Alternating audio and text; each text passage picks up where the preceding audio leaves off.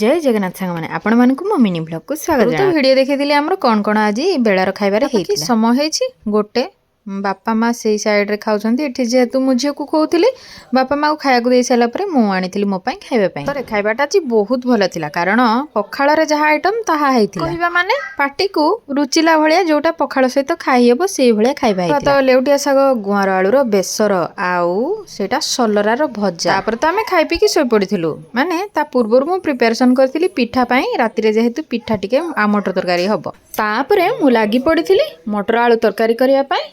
आउ पिठा करिया बटा बटी करके मटर आलू तरकारी बसीदेली तापरे पिठा तैयारी करबा मटर आलू तरकारी बहुत सुंदर होइतिला आउ टेस्ट मध्य लागुची कारण ता पूर्वरु मु टिके सेव आ प्याज पके की सॉस लगे की खाइथिली आउ भल भाबरे कसाकसी करके माने